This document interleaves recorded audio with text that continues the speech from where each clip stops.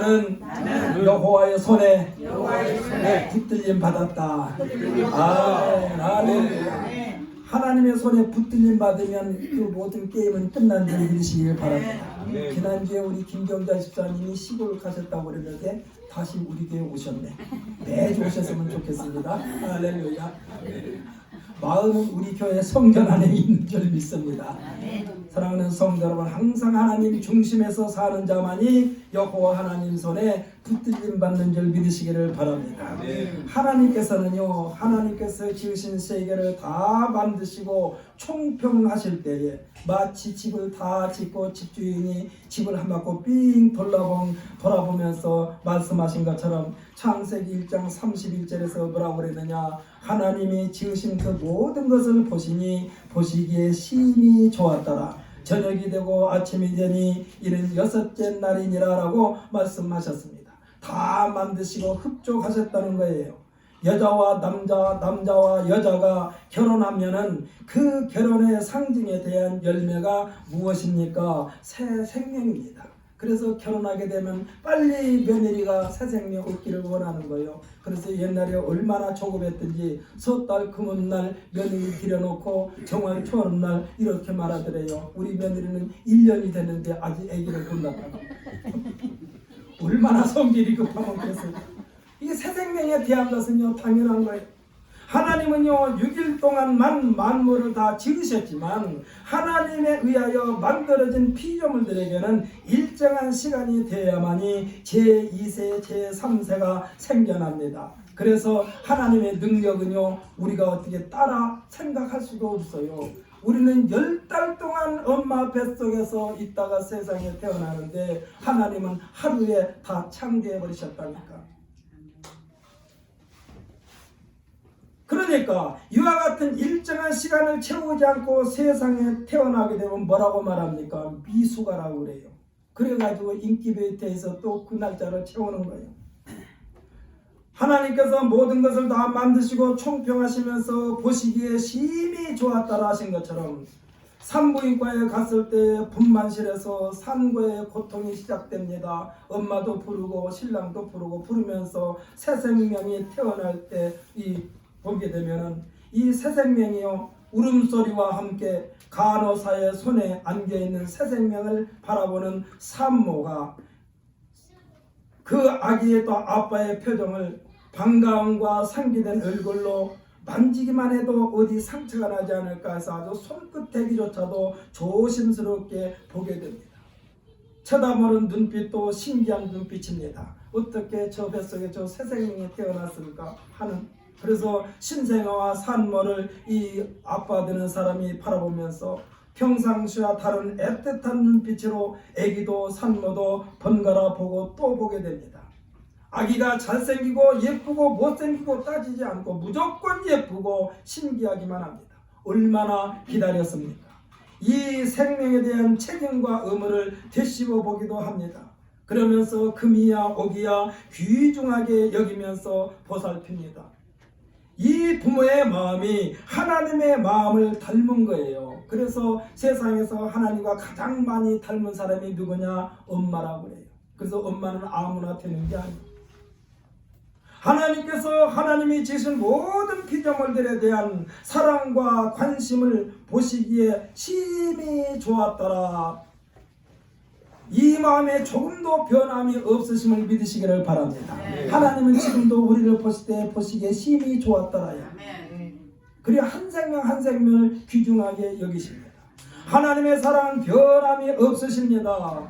하나님의 피조물들은 그 중에서도 하나님의 형상과 하나님의 모양대로 지음을 받은 우리 인간들이 신성이 만신창이가 되어 이사야 선지자가 표현한 것처럼 어느 날 보니까 자기 모습을 보니까 어디에 비춰서 보았을까요? 하나님의 말씀에 비춰서 보니까 상한 것과 터진 것과 다시 맞은 흔적으로 발바닥에서 정수리까지 성한 곳이 없는 우리들의 몰골을 보시면서 이를 지으신 여호와 우리 하나님의 마음은 우리들을 얼마나 헤아리면서 여기까지 왔습니까? 자식이 길거리에서 동네 불량배들에게 얻어 터져 온몸이 상처와 시퍼렇게 멍이 들어 있을 때 부모님의 마음은 천갈래 만갈래 찢어지는 고통을 겪게 됩니다. 그러니까 하나님께서 창조하신 모습이 처음에 창조했던 모습에서 너무나도 엉망진창이 된 모습을 보면서 자식이 얻어 터져서 시퍼렇게 멍드는 아들을 자식을 보면서 찢어지는 그런 마음으로 하나님은 우리를 보고 계신다 이 말씀이요. 내 자식의 잘잘못을 따지기 전에 그저 부모 입장에서는 그 만신창이 된 아들을 자식을 끌어안고 고통을 고유하면서 싸매주면서 치료하게 됩니다.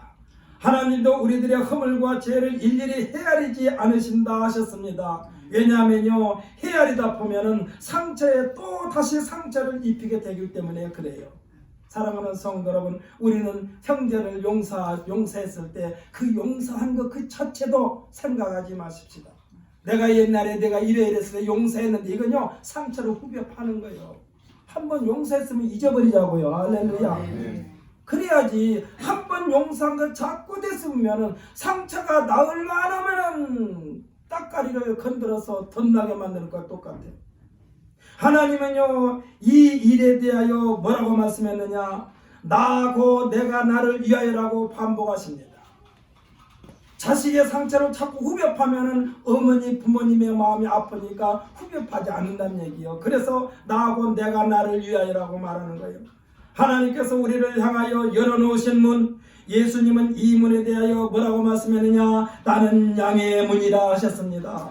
이 문을 통하여 온 인류가 다 구원받기를 원하시는 줄 믿으시기를 바랍니다. 그래서 땅끝까지 이르러 내 증인이 되라, 땅끝까지 이르러 복음을 전하라, 이렇게 말씀하시는 거예요. 하나님께서는 아직도 예수를 믿지 않는 사람들에게까지도 구원의 문을 활짝 열어놓으신 줄 믿으시기를 바랍니다. 그래서 성경에 누구든지 주의 이름을 부르는 자는 구원을 받으리라 말씀하신 거예요. 내가 아무리 미워도 그 사람을 빨리 용서하고 잊어버리고 그에게 복음을 제시할 수 있는 우리 모두가 되시기를 예수님의 이름으로 축복합니다. 용서하는 자만이 큰 인물이 되는 거예요. 큰 인물이 돼요. 대개 용서한 사람들이 노벨 평화상을 많이 받았어요. 저 남아프리카 공화국 만델라 대통령은 40년 동안 매주 한 일생 동안 감옥에서 깜빵 살고 나왔는데도 자기 자신을 감옥에 넣은 사람들을 보복하지 않았어요. 그리고 그가 무슨 말 했느냐? 내 마음에 가지고 있는 이 미움이 중요한 결정을 하는데 영향력을 끼치지 않기를 원한다고 그랬어요. 그러니까 이건 굉장한 마음입니다. 아니 A라는 사람이 미운 짓을 골라가면서 했어요. 그런데 A라는 사람이 가지고 있는 그 기술만큼은 써먹어야 되겠다 이 얘기야. 그러니까 만델라가 하는 말이 저 친구를 지금 나라에서 써먹어야 되겠는데 그 과거의 소행을 보니까 도저히 쓸 수가 없어. 그러나 과거의 소행은 따지지 말고 그 미운 마음을 가지지 말고 그 사람에게 있는 달란트를 빼서 쓰자 이 말씀이야. 할렐루야. 그래야만이 평화가 유지되죠. 이것이 하나님께서 원하시는 평화요. 화평케 하는 자는 복이 있나니 저희가 하나님의 아들이라 일컬음을 받을 것이며. 그래서 만델라가 하는 소리가 그 소리요. 중요한 결정을 하는데 내가 가지고 있는 미움으로 말미암아 영향을 끼치지 않게 한다. 이거 굉장히 큰 말입니다. 만델라 대통령 노벨 평화상 받았지 않아요? 우리나라 김대중 대통령도 이 반대쪽에서는 노벨 평화상을 돈 주고 샀니 어쩌니 그러지만은 김대중 대통령도 자기를 감옥살했던 사람을 많이 그냥 아주 원망하고 싶은 마음이 왜 없겠어요? 그러나 대통령 돼가지고 한 사람도 보복하지 않았어요. 심지어 자기를 죽음에 몰아넣었던 전직 대통령에 대한 기념관까지 짓도록 옆에서 협조한 대통령이 김대중 대통령이야. 근데 이런 대통령을 갖다면 노벨상을 돈 주고 샀니 없니 왜 그런 말을 하는지 모르겠어요. 이 나라 망신이요. 그래서 역대 대통령 인기조사하면 김대중 대통령 맨 3위에 올라가는 거예요. 세계에서 인정하는 노벨 평화상을 받은 사람이요. 왜? 용서하는 사람이기 때문에 그래요. 사랑하는 성도 여러분, 우리 신광순복회 성도들이 이 시간에 우리 마음속에 용서하는 마음으로 가득가득 채우시기를 예수님의 이름으로 축복합니다. 그래야만이 예수님께 주신 너에게 평강이 있을지어다예요. 누구를 위해서? 나를 위해서. 다른 사람을 위해서가 아니라 내가 나를 위해서 용서하는 거예요. 하나님의 기대에 못 미친 인류를 다 끌어안으시려는 하나님의 사랑, 이것이 곧바로 예수를 이 땅에 보내셔서 구세주로 우리에게 보내신 줄 믿으시기를 바랍니다. 우리는 이와 같은 하나님에 대하여 사랑이 많으신 하나님, 자비로우신 하나님, 궁일과 관용과 용서의 하나님이라고 일컫게 됩니다. 그러면서 한마디로 들이뭉실해서 좋으신 하나님, 할렐루야. 하나님은 좋으신 하나님이에요. 그런데요, 세상에서는 어떻게 합니까? 붙잡아다 놓고 꽁꽁 묶어놓고 권장을 두드러 패고 또 형태량처럼 막 인도 지지고 오면서 먼저 내 죄를 알렸다라고 막 호령호령합니다. 이 말 한마디에요, 죄가 없어도 그냥 움츠려드는 거예요. 고통을 참기 어려워가지고 그냥 안 한 것도 했다라고 거짓 자백을 할 수밖에 없는 것이 세상이에요. 막 날벼락을 내립니다. 두려움과 공포 속에 오금을 저리게 합니다.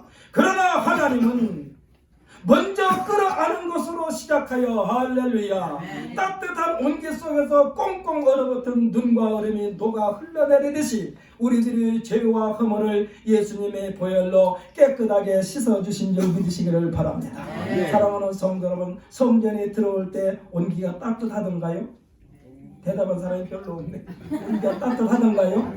하나님의 사랑이 온기요. 할렐루야. 성전에 들어오는 순간 우리의 모든 것을 깨끗하게 녹여버리시는 예수님의 보혈이 철철 넘치는 우리 신광순복음교회가 된 줄 믿으시기를 바랍니다. 그러시면서 원상복구해 주시는 좋으신 하나님, 그래서 좋으신 하나님이요, 상처를 싸매주시고 병든 것을 고쳐주시고 생명이 꺼져가는 자들을 새롭게 살리시는 좋으신 하나님, 이 좋으신 하나님이 성경 척속에 감춰져 있는 하나님이 아니라 오늘날 우리 하나님이신 줄 믿으시기를 바랍니다. 나의 하나님이 되신 줄 믿으시기를 바랍니다. 한겨울에 꽁꽁 얼어붙은 얼음은요, 망치와 점을 통해서 깨뜨려 부실 수가 있어요. 깨뜨려져요. 그런데요, 얼음을 깨뜨리다가 값비싼 그릇도 함께 깨져 쓸모없는 그릇이 되어 폐기 처분하게 될 때도 많다 이 말이에요. 망치로 두드려 깨면 깨지긴 깨져요. 근데 그릇도 깨져. 하나님은 따뜻하신 하나님이십니다. 아멘. 억지로 크게 부시는 것이 아니라 철철 흘러넘쳐서 그릇은 그릇대로 완전하게 보존하시는 여호와 하나님. 그래서 시편 121편 1절로 8절에서 하나님은 어떤 하나님인가 대하여 우리에게 말씀해 주고 있는데, 우리 시편 121편 한번 읽어보십시다. 시편 121편.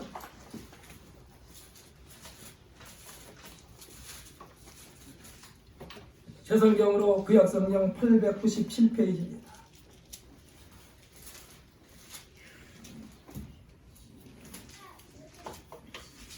시편 121편.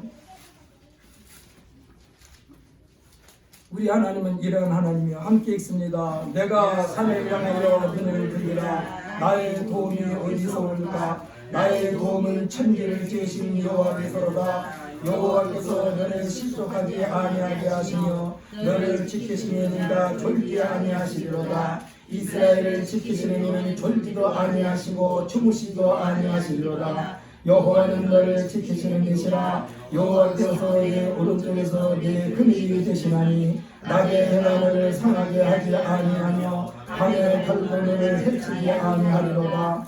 여호와께서 너를 느껴 모든 환난을 면하게 하시며 또 내 영혼을 지키시리로다. 여호와께서 너의 주님을 지금부터 영원까지 지키시리로다. 아멘. 할렐루야. 언제까지요? 영원까지. 세상에 태어나서 얼마 되지 않은 아이가 뒤척거리면서 괴로워하면서 밤새도록 웁니다. 그런데 옆에서 엄마가 아기를 내방쳐놓고 쿨쿨 잠자는 사람 엄마 있습니까? 없어요. 졸지도 아니하고 주무시도 아니하고 그 어린 생명을 지키는 거예요. 지금 하나님이 지금 그렇게 우리를 지키시고 보호하시는 줄 믿으시기를 바랍니다. 언제까지요? 영원까지. 하나님께서는 이스라엘을요, 인류의 장자로 삼아 특별한 관심을 보이면서 인류에 대한 사랑을 표현 나타나고 계시지만은 때로는 이스라엘을 괴롭히는 이스라엘의 적, 이스라엘의 적에 대해 하나님은 나는 네 원수라고 말씀하고 있습니다.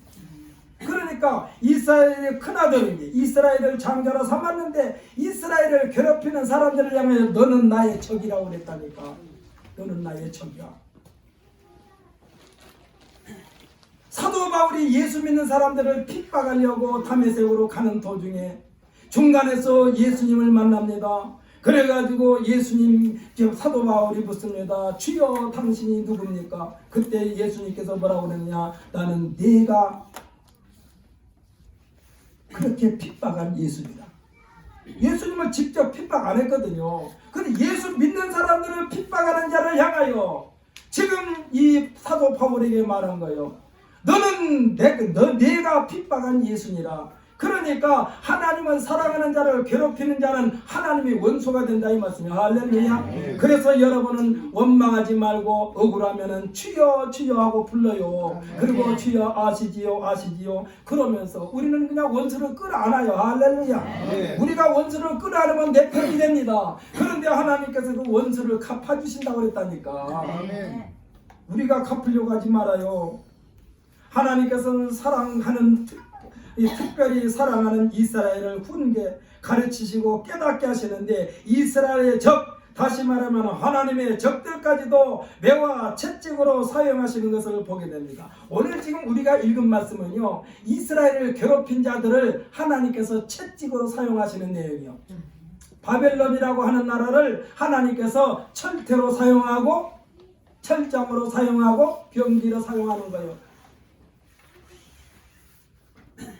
그런데 이렇게 자기 자신들을 괴롭히는 이스라엘 백성들은 하나님께서는 침묵하고 계시니까 뭐라고 불평을 털어놨을까요? 여호와여, 여호와 하나님은 누구의 하나님이시기에, 어떤 민족의 하나님이시기에 저들이 우리를 그렇게도 괴롭히고 있는데 침묵만 하고 계십니까? 당장 몰골을 내줘야 되지 않겠습니까? 하고 반항하기도 해요. 우리들도 그러지 않습니까? 아니, 아버지가 나를 사랑한다면서 맨날 왜 나를 혼내키는 거야? 왜 나를 맨날 혼내켜?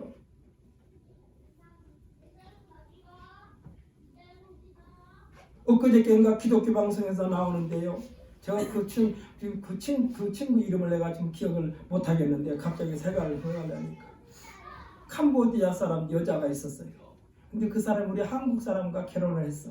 근데 한국 사람 남편 되는 사람이 58살이고 자기는 30세예요. 그런데 그 남편이 뭐라고 그러느냐? 애기는 낳지 말아라. 나하고 즐겁게 살다가 내가 원하면 그대로 한국에서 살 수도 있고 내가 원하지 않으면 다시 캄보디아로 돌아가도 된다. 라고 하면서 어떻게 이렇게 넓은 마음을 가지고 있었을까? 그런데 이제 이 여자 아내와 이 남자분이 좀 취미생활하는데 당구를 지금 칠 줄 아나 봐요. 그 당구장에 데려갔어. 근데 가만히 보니까 자기 아내도 좀 당구를 쳤으면 좋겠어. 그래가지고 이 아내, 이제 28살 차이나 나요. 이 아내한테 당구를 가르치기 시작했어. 그래가지고 가르쳐보니까 아주 잘 쳐. 그래가지고 이때부터 남편이 뭐라고 그러냐, 집에서 설거지까지도 내가 할 테니까 너는 당구에 전념해라. 그래가지고 저 당구를 치는 우리나라에서 최고로 잘 쳐요. 우리나라에서 최고로 잘 치고 세계에서 랭킹 2위. 캄보디아에 가면은요, 캄보디아의 김연아로 통한대. 캄보디아의 김연아로 통한대. 아주 우상이 됐어요. 이 남편도 대단해요. 그 자기 아내의 실력을 인정하고 말은 조금 서투려야 한국말에서도 그래요. 그정도로 잘하더라고. 감정표현도 다 하는 거 보니까 그렇게 이 사랑을 주거니 받거니 하면서 그 아내에게 이 완전히 대한민국의 1인자로 만들어버린 거예요. 귀화하라고 강요도 안 해요. 나하고 사는 동안에 재밌게 살다가 내가 원하면은 한국 국적을 취득하고 아니면 다시 캄보디아로 가도 된다 할 만큼. 근데 또 이 여자도 또 대단해요. 그러다 보니까 많은 SNS니까 막 악플이 달려. 그럼 악플이 달리면은 그 친구 하는 말이 무서워. 어떻게 하느냐? 악플을 읽을 때마다 자기 자신을 돌아보게 된다 얘기야. 하나도 미워하지 않는데요. 악플을 바라보면서 오히려 자기가 더 잘해야 되겠다라는 생각이 자꾸 든대요. 그래가지고 얼마나 연습을 했느냐. 어쩔 때는요 24시간 연습할 때도 있대요. 당구를 치는데. 당구 치는데 24시간. 아니 24시간 연습한 사람한테 누가 다 먹었어요. 그렇지 않아요? 그러니까 세계 1인자가 될 수밖에 없지. 그러면서 자기가 하고 있는 이 운동에 상금은 많지 않지만 이 골프는 한 번씩 막 몇 억씩 상금이 들어오는데 그 친구가 뭐 말하니까 향구 우리나라에서 1등을 하게 되면 상금이 200만 원 나온대요. 근데 그거 자꾸 저축해가지고 자기 나라에 학교 세우는 게 꿈이야. 아마 틀림없이 그 방송 듣고 사방에서 성금도 보냈을 거라고 내가 생각을 합니다. 얼마나 착해요. 근데 그 남편이 아내가 그렇게 잘하는데도 불구하고 남편은요 저는 당구에 대해서 잘 모릅니다만 당구 실력이 150이래요. 150은 잘 치는 거예요? 못 치는 거예요? 보통요? 하여튼 150을 치는데 우리나라에서 제일로 잘하는 아내에게 맨날 채찍을 가하는 거예요. 이거 틀렸다 다시 하라. 이거 잘렸다. 근데 이 여자도 대단해. 남편이 그렇게 지적해주면 꼭 연습을 해간대요. 또 연습하고 또 연습하고. 그러니까 채찍을 가하는 거예요. 우리가 제3자 쪽에서 보면 아니 그렇게 잘하는 아내를 왜 자꾸 채찍을 치는 거예요. 사랑하는 성도 여러분, 이스라엘 민족을 하나님께서 바벨론을 통하여 채찍질 한다니까. 네, 더 잘하라고. 그런데 지금 이스라엘 백성들은 가끔 그렇게 말한다니까. 여호와여 당신은 누구의 하나님입니까? 어느 나라 하나님입니까? 우리를 하나님의 자녀여 하나님의 백성 삼으셨으면서 왜 어찌하여 우리를 괴롭히는 저들을 내버려 둡니까? 그러나요 자식이 아랫도리를 해체리로 내려치는 훈계하는 어머니 마음은 자식 마음보다 더 아파. 하나님 마음이 그래요. 어머니의 마음은 그 심장이 찢어지는 고통이 동반되고 있어요. 하나님은 이스라엘 백성들을 그렇게 채찍을 가하면서 마음이 찢어지는 마음을 가지고 계신다 이 말이에요. 할렐루야.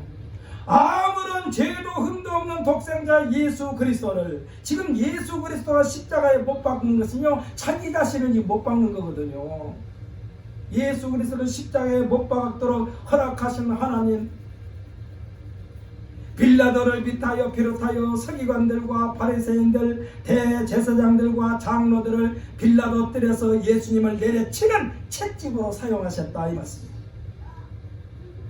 예수님은 이 죽음에 대하여 누누이 말씀하셨습니다. 나는 잡혀갈 것이고 거기서 고난을 당하고 십자가에 죽게 될 것이다. 이런 말을 수없이 했어요. 그리고 나는 사흘 만에 살아날 것이다. 이런 말씀을 수없이 했어요. 이게 하나님의 계획이요 말하자면.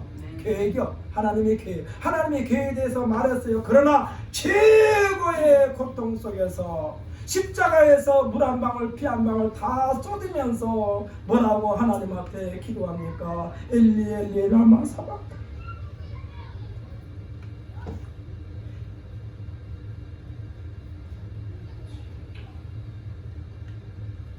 엘리 엘리 라마 사박타니. 이 말은요 나의 하나님 나의 하나님 어찌하여 나를 버리셨나이까? 나를 왜 버리십니까? 하나님 예수님의 절규, 우리와 똑같은 감각도 성경도 가지고 지닌 예수님이 예수님이기 때문에 그 고통 가운데서 아버지를 향하여 그런 거예요. 나의 하나님 나의 하나님 어찌하여 나를 이렇게까지 고통에 밀어넣습니까? 이 방법밖에 없습니까?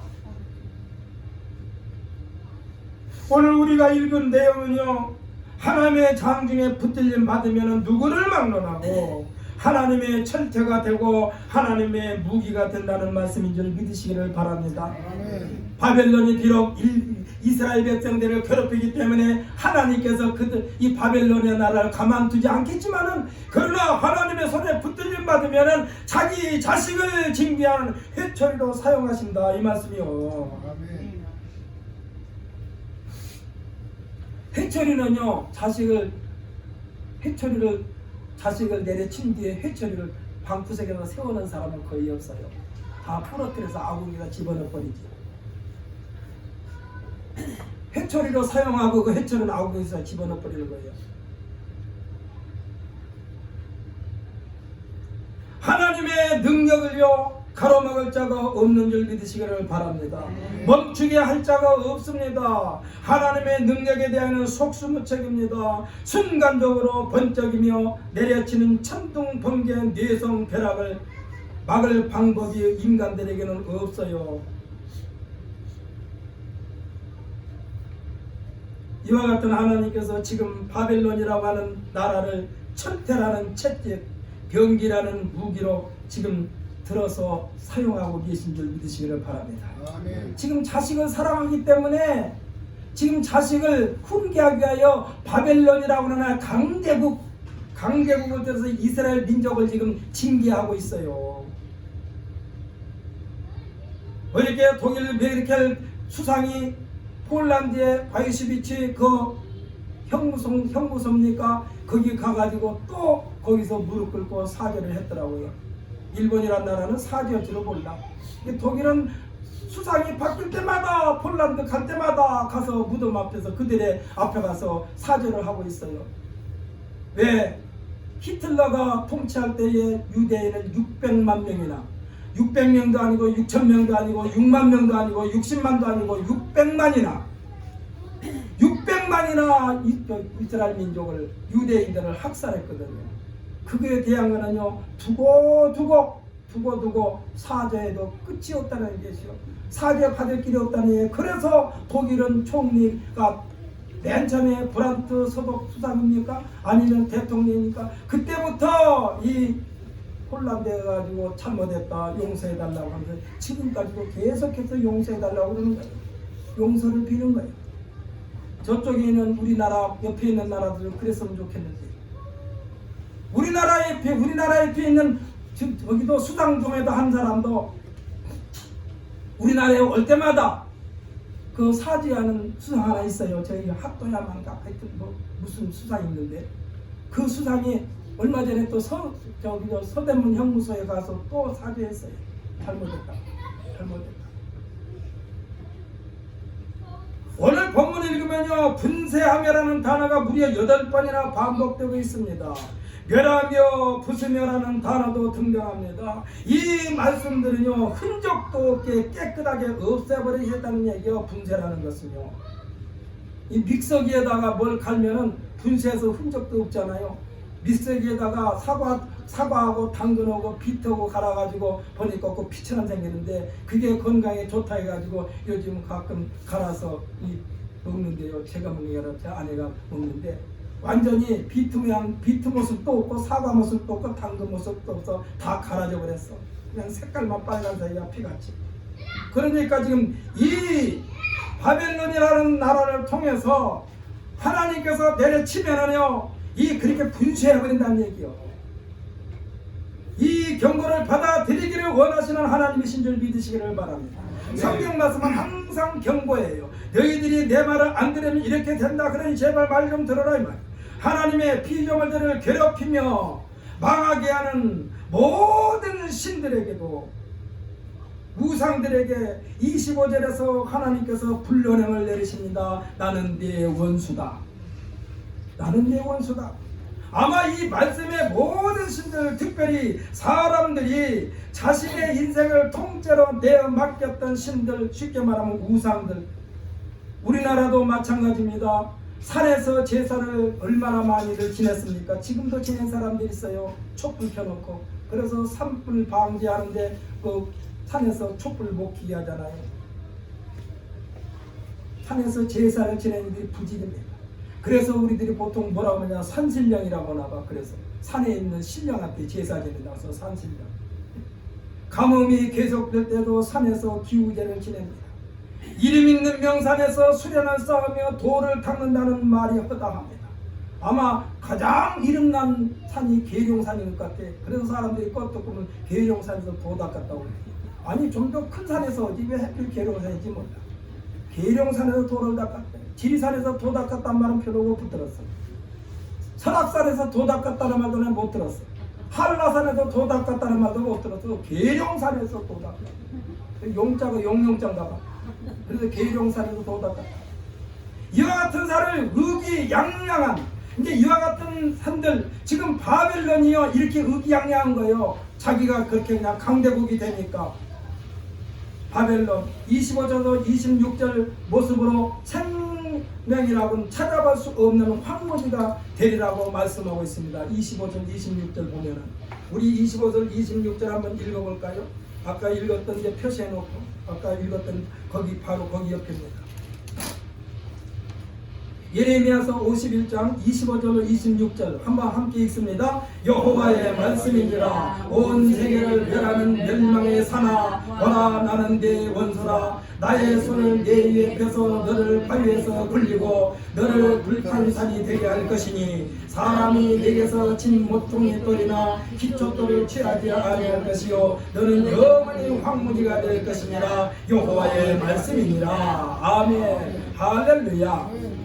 네가 산처럼 버티고 있다마는 사람들이 너에게 와서 빌고 구하고 찾고 두드린다마는 그러나 내가 너를 다 돌로 굴려서 어떻게 한대?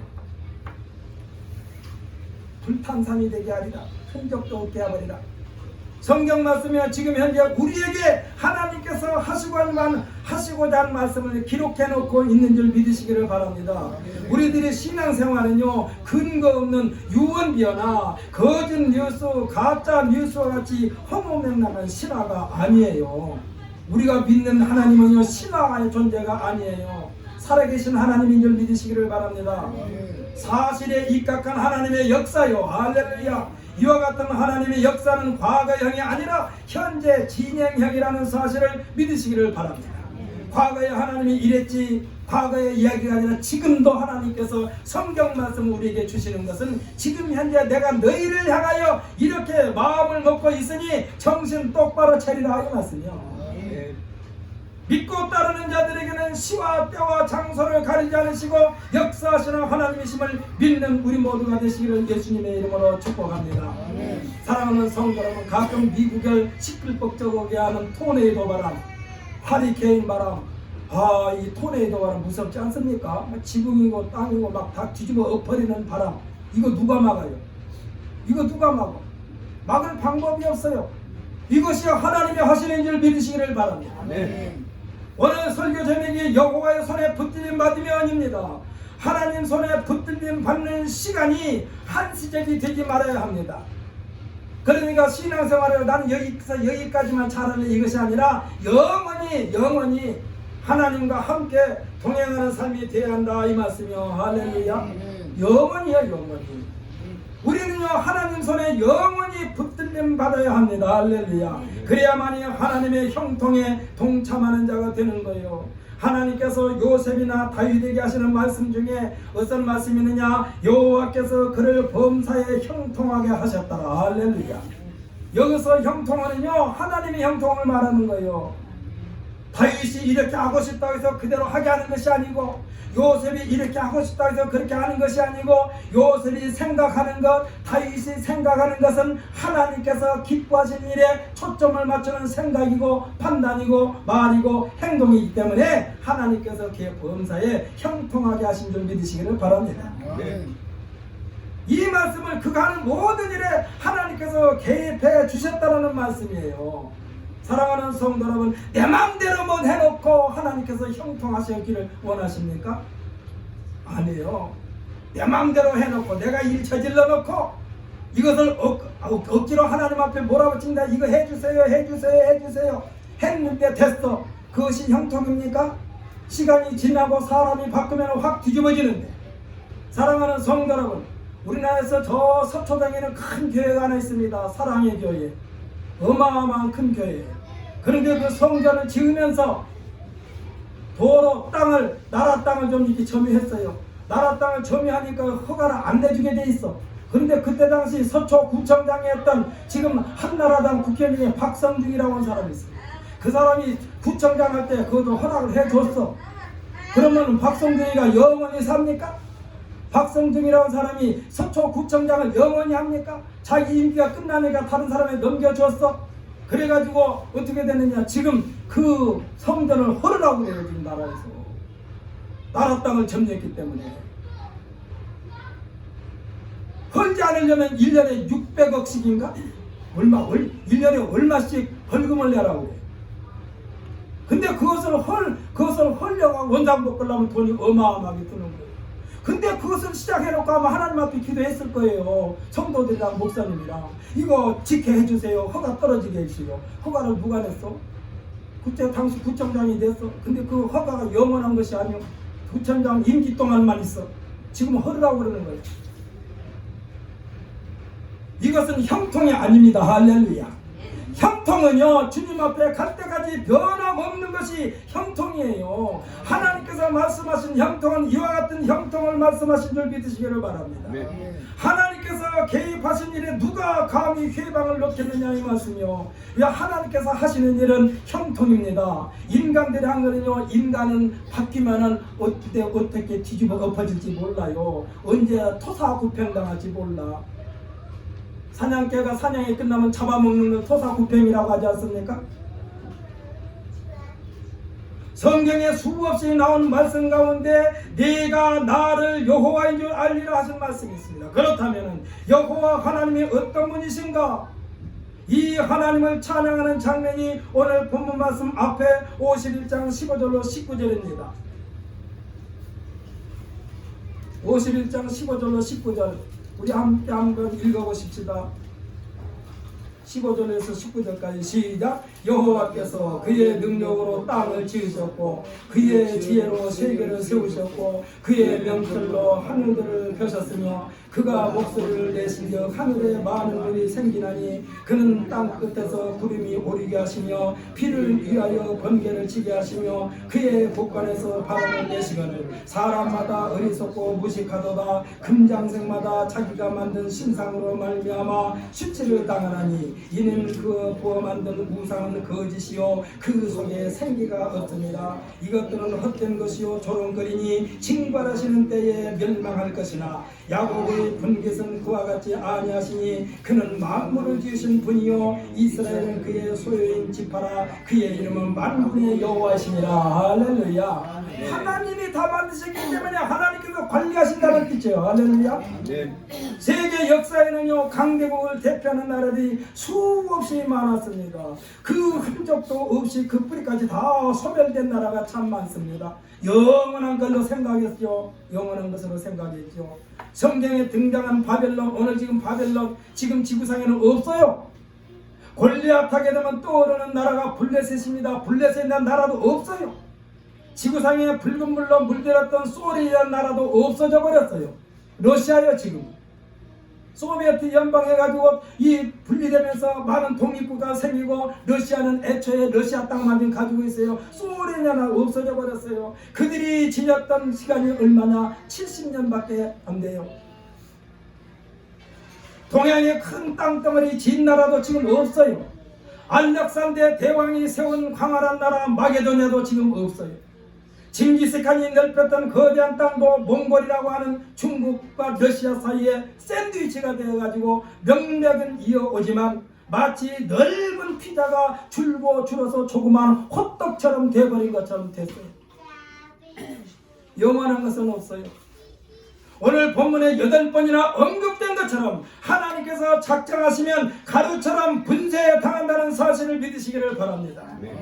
지금도 마찬가지입니다. 하나님의 말씀은요 청종하지 않는다면, 하나님의 말씀에 역행한다면 교만하고 거만해지게 돼 있어요. 그래서 하나님의 말씀은 주야로 묵상하라는 거예요. 왜? 교만하지 않게 하려고, 거만하지 않게 하려고, 겸손하게 하려고. 이들에게 불어닥치는 하나님의 진노, 누구를 들어서 철퇴로 내려침을 당할지, 병기로 초토화를 당할지, 철장으로 질그릇같이 박살을 당할지, 예수님께서 이 땅에 심판주로 오실 때는요 낮이 될지 밤이 될지 소리 소문 없이 오신다고 하신 것처럼 세상에 취하고 정력에 취할 때 갑자기 추수 때에 타작마당의 알곡과 쭉정이를 분리하는 그 시간이 어떻게 오느냐, 번개같이 임하게 된다라고 하셨다는 사실을 믿으시기를 바랍니다. 내가 지금 하나님 앞에 엉뚱한 짓 하면서 이건 봐주시겠지, 그건 내 생각이야, 그건 우리 생각이야. 하나님은 때와 장소를 가지 않고 하나님께서 하시는 일은 번개와 같이 임한다니까. 할렐루야. 그래서 우리가 우리가 정신을 차리고 근신하여 깨어 있어야 된다 이 말이에요.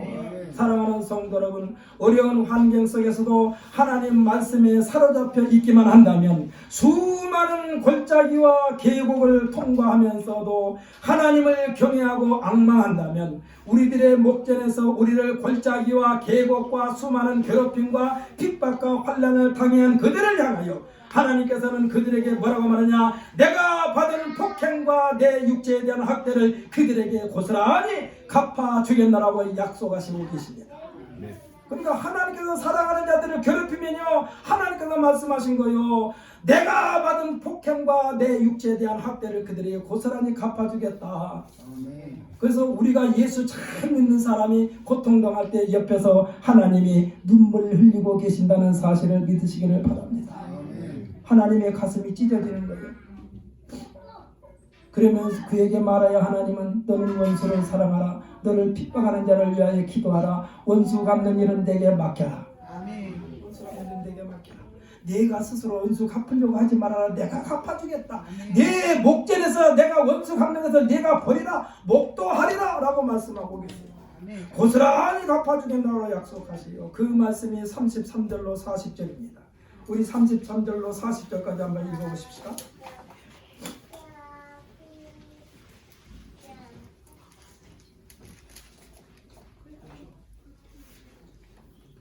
함께 있습니다. 만군의 여호와 이스라엘의 하나님께서 이와 같이 말씀하시되 꼴 바벨론은 내가 이른 타작마당과 같은지라 멀지 않아 추수 때가 이르리라 하시도다. 바벨론의 느부갓네살 왕이 나를 먹이며 나를 멸하며 나를 빈 그릇이 되게 하며 큰 뱀같이 나를 삼키며 나의 좋은 음식으로 그 배를 채우고 나를 쫓아내었으니 내가 받은 폭행과 내 육체에 대한 학대가 바벨론에 돌아가기를 원한다고 시온 주민이 말할 것이요 내 피 흘린 피가 갈대아 주민에게로 돌아가기를 원한다고 예루살렘에 말하리라. 그러므로 여호와께서 이와 같이 말씀하시되 보라 내가 네 송사를 듣고 너를 위하여 고박하여 그의 바다를 말리며 그의 샘을 말리리니 바벨론이 돌무더기가 되어 식량의 거처와 혐오의 대상과 탄식거리가 되고 주민이 없으리라. 그들이 다 젊은 사자같이 소리지르며 새끼 사자같이 으리렁거리며 열정이 일어날 때에 내가 연회를 베풀고 그들을 취하여 기뻐하다가 영원히 잠들어 깨지 못하게 하리라. 여호와의 말씀이니라. 내가 그들을 끌어내려서 어린 양과 순영과 순념소가 도살장으로 가는 것 같이 하리라. 할렐루야. 우리는 이와 같은 하나님이 나의 아버지라는 사실을 믿으시기를 바랍니다. 그래서 우리는 아버지 부르는 거요. 그러니 우리를 조금도 억울해하지 마십시다. 하나님 말씀대로 살면서 겪은 어려움은 하나님께서 보상해 주신다는 확실한 약속이 오늘 본문 말씀에 있습니다. 예수님께서 말씀하신 뭐라고 맙니까? 의를 위하여 핍박을 받는 자는 복이 있나니 천국이 저희 것이며. 할렐루야.